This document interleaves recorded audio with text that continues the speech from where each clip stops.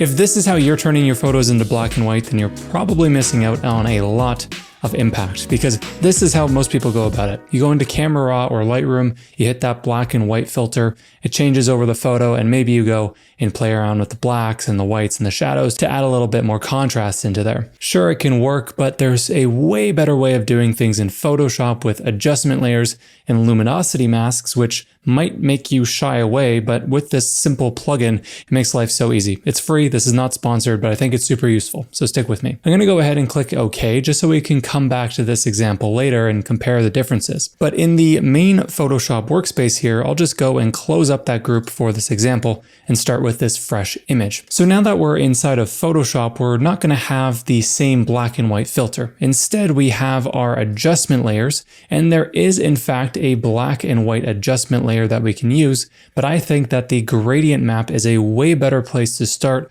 for your black and white conversions, because you can change the amount of contrast on both ends of your shadows and your highlights. So to find that, we're going to first go and add our gradient map.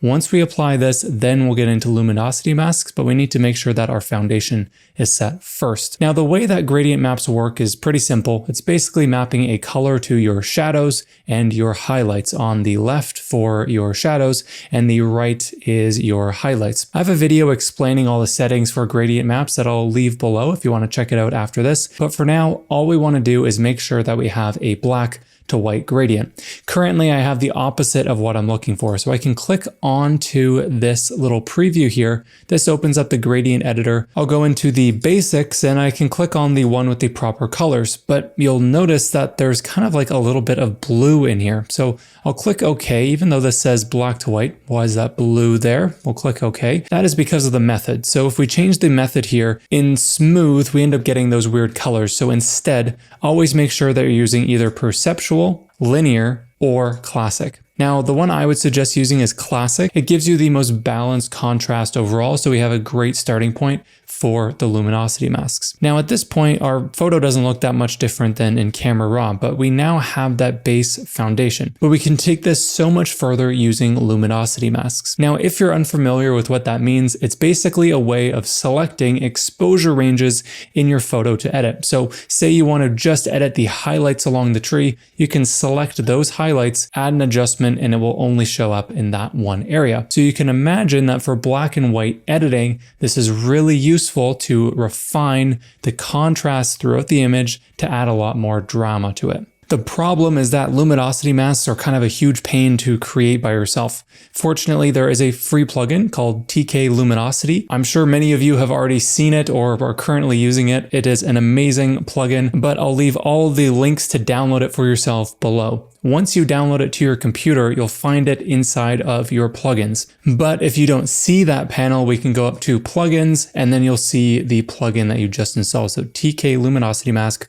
I'll click on that. This brings up the panel, and just so that we can access it again in the future, I'll click on that panel and then dock it somewhere around here. Let's put it right there. So now I can click on this icon and this brings up the panel for me. So I'll click on this to start the first mask, and we have a bunch of options that we can choose to click around and we get these crazy looking results. So what the heck are we looking at? Well, remember that we're creating luminosity masks. So anytime we select one of these options, it is showing us a mask preview. And in the world of layer masks in Photoshop, black is 100% transparent, white is 100% visible, and the varying shades of gray in between represent different levels of transparency between black and white. So if you had something that was 50% gray, that would be 50% visible on the mask. Now, how this applies to an editing adjustment is that we can choose one of these masks to selectively edit different exposure ranges throughout the photo. So in this example here, you can see that by selecting the exposure range 2,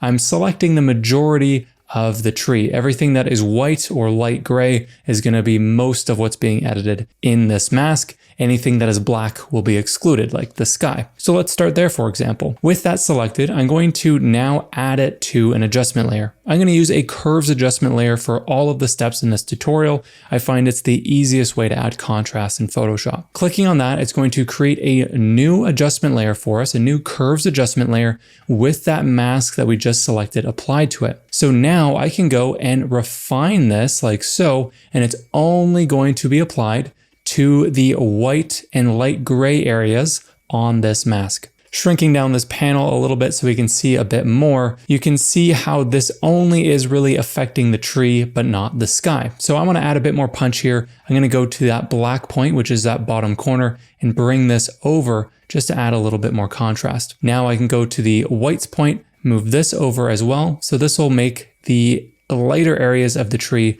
pop a bit more. So hopefully you see where this is going. We're going to add additional luminosity masks to different parts of the photo so we can refine the contrast based on the bright areas or different objects altogether. And we can also combine this with other selections, as we'll talk about later on. So let's next go and affect the sky. So I'll go back to the masking plugin, create a new mask, and this time we want to go and select the brighter areas, so the sky. That's going to put us over on the right end of these options. I don't want to narrow down the selection too much because then we're going to have some weird variance throughout the sky. I kind of want to have a general selection of the sky as a whole. So something like this looks pretty good to me. It excludes most of the foreground, but includes most of the sky. Once again, I'll create a curves adjustment layer here. It's going to apply that selection onto a new curves adjustment layer. And here we can basically just refine the white and black points to update the contrast. This time for the sky, moving this over,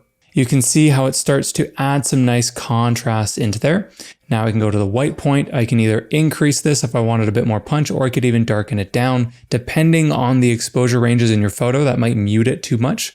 So I might just bump it over a tiny bit and then bring that black point over more as well. But if you're finding that the black and white point isn't getting quite what you're looking for, don't be afraid to add other anchor points along your curve, just as the curve adjustment would regularly work when you're creating a standard S curve, for example. We can click in the lower area of that, drag down, so we're just adding a little bit more contrast to the darker parts of the photo. Now, the problem when we do some of these adjustments is that it's going to make other parts of the photo look a little bit weird, because this mask is in fact selecting a little bit of the foreground tree. It's making the sun flare look a little bit weird. So this is where we can combine some of our masking skills and our ability to create automatic selections to refine some of these problems. Since I only want this to be applied in the sky, I don't really want it affecting anything else, I can create a selection of the sky to refine my mask. To do that, I'll go up to Select and down to Sky. This will automatically scan the photo, create a selection of the sky for me. Then, since I want to exclude anything except for the sky,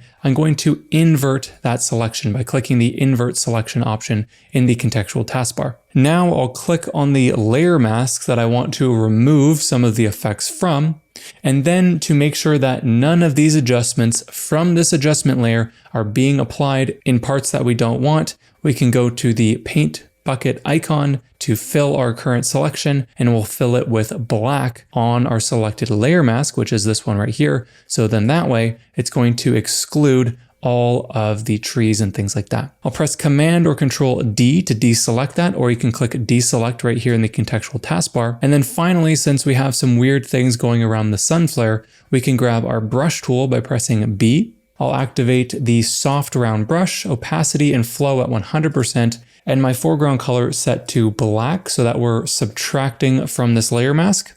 I'll scale up the brush with my bracket keys, and now I can just paint around the sun flare here to bring back the life that was there before, because that particular adjustment was making things look weird. But turning that on and off now, we now have something way more refined to the sky without messing up other areas of our photo.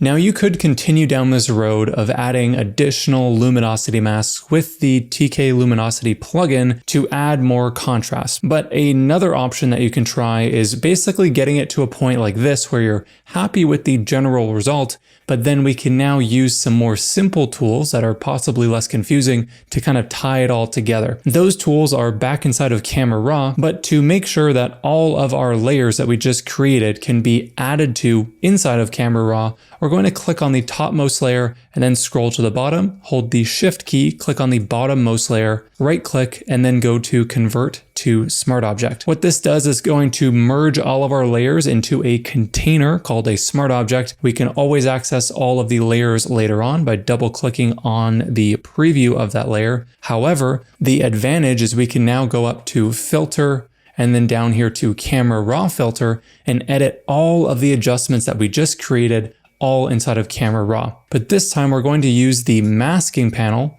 and go down to the range section because camera raw also has some luminosity mask features. We can click on the luminance range and then go and sample an area that we want to edit. So let's say we want to select the tree right here. Anything that is in that green highlight in this case, because my overlay is set to green, is what's going to be edited by this particular mask. But if you didn't want to, say, edit the sky, we can go to our subtract option within that particular mask, and then we can choose select sky. So that's going to subtract the sky from our sampled luminosity range. If we want to update the luminosity range, again, the brightness value that is selected for our mask, we can use this little slider here, moving this over to select different tones from black through to white. This area out here is just the feathering outside of our selected range. But with this good to go, I'll scroll down and find my adjustments. We can use the typical blacks and whites adjustments if that's what you are comfortable with, or we can go down to the regular curve that you are probably familiar with, the one that we were just working with in the main Photoshop workspace. But this time we can use it inside of camera raw using slightly more simplified masks. So it's hopefully a little bit less confusing and overwhelming to deal with. So this is a great way to kind of refine things as we go. I'm going to add one more mask to the sky just to refine this, and then we'll take a look at the differences between the standard black and white conversion we talked about at the beginning and this possibly more dramatic workflow. Once you're happy with your changes, just click OK. That's going to save it back to your smart object layer in the main Photoshop workspace. And if you ever want to update any of your camera raw settings, you can just double click on the camera raw filter right here. So this is our final result, but let's go and compare that to the original black and white conversion with just the standard white and black slider editing adjustments. I'll go and drag that group above and I'll turn this on. So this is before with the standard black and white conversion, and then this is after following the method of gradient maps and luminosity masks to create a much more impactful black and white photo. So again, turning that on, this is the original method, and this is the method that I've just outlined here. So you can use whatever one you think looks best. I really prefer this more dramatic, punchy black and white look, and you can refine all of the masks super easily with brushes or selections in the main Photoshop workspace. Now, I know that this was probably a fire hose of information, so I've distilled everything that I talked about here into a downloadable PDF cheat sheet so you can remember